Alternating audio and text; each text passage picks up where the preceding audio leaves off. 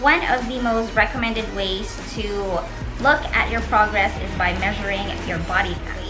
Now there are several ways to do this, but they say that the gold standard for body fat measurement is the hydrostatic underwater weighing, where they check or they measure your buoyancy so they can determine your body fat composition. But this is kind of impractical for several reasons. One, it's very inexpensive. Second, it's hard to access facilities that can do this. So if you're tracking your progress, it's hard to do this on a regular basis. And it's the same with another method, which is the DEXA scan, for the same reasons. So another popular method is by using bioelectrical impedance analysis, or BIA machines, such as this one. Now what these tools do is supposedly send an electric current through your body to determine your body composition at that time, and then combine that with the information that you input, such as your age, your current weight, your BMI, and all of that. Now these tools have around 4 to 8% margin of error, but the tricky part with this one is that it makes it more inaccurate depending on your hydration levels. You see, fat mass does not have too much water in it, so anything that has water, it will read as lean body mass. So if you had, let's say, a lot of carbs the night before you measured, or you've already had a lot of water before measuring, then that will come out as lean body mass. The second problem with this is the electric current follows the path of least resistance in your body. So if you are carrying a lot of fat underneath your skin, that current will not even hit that fat, so it won't be included in the measurement, which makes it even more inaccurate. So while it's more convenient and accessible and can even be less expensive, compared to the DEXA scan, it comes at the price of inaccuracy. That leads us to another popular tool, which is the caliper. Now, this tool is highly recommended by Dr. Lane Norton. If you haven't watched him, I will link his channel down below. You should really check it out because he has tons of information which are backed up by scientific research. So if you're into all of that stuff and learning new theories and findings, then go check it out. Now, what this does is it measures your skin fold and recommended sites. I personally do a 7-site test, which is averaged out, and then there's an online calculator that does the measuring for me, or the averaging out for me, and then comes back with my average body fat all throughout. This is highly recommended because it's very easy to use, it's very accessible. I mean, you can take it with you anywhere, and it's very inexpensive. I got this for like $2 online.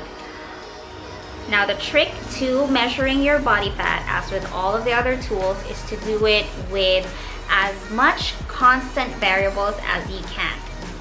Same time of day, same hydration level, or if you're using the caliper and you have someone do the measuring for you, have that person will be the same person who does all of the measurements each and every time.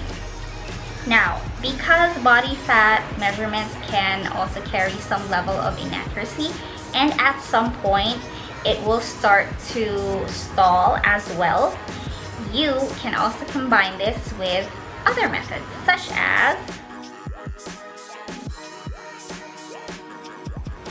you see, taking progress pictures isn't just for the purpose of Instagram. I personally find progress photos very helpful, especially for weeks when I don't feel like there's a lot happening in terms of weight and body fat, and then sometimes I'll look at pictures and then bam, I'm like, wow, my arms are skinnier, or geez, I put on some weight in my lower half, or stuff like that.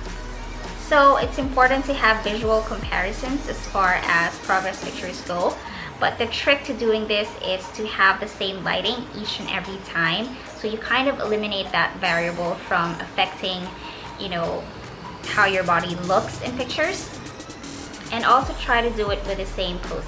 Don't be doing like, you know, a pose where you're popping your butt out more, and then a second one where you're like hunching more and you're showing more tummy rolls and stuff like that. You get the idea.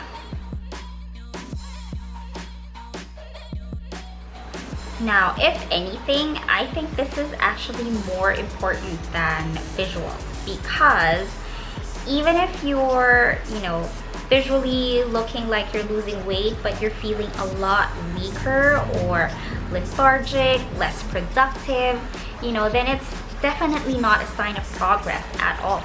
So this is something that you should also take into consideration when you're looking at progress.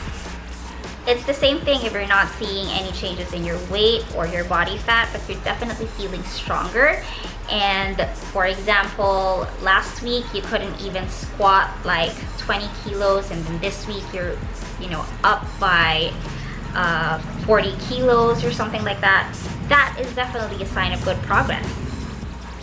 And one of the most inexpensive and easiest ways to gauge progress is by checking how your clothes fit.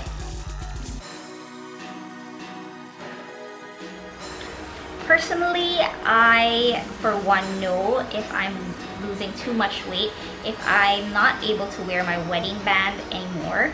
I mean, I think that's less tricky because wedding bands are not stretchable, unlike, you know, some kinds of pants or some kinds of shirt where, you know, you feel like, hey, maybe there's a different way that I launder this one, which is why it's fitting differently this time and all of that. The wedding band is kind of constant. So if it fits too tightly or too loose, then I know for a fact that my weight is changing. So by combining all of these methods, you get a clearer picture of how your progress really is, rather than just focusing and obsessing over a number reflected on a weighing scale. So that will be all for now. Thank you very much for watching. I hope you guys learned something, and comment down below if you like or dislike these kinds of videos which are more on the chattier side. And if you liked it, give it a thumbs up. If you want to see more, please subscribe or share, and I will see you in the next video. Bye!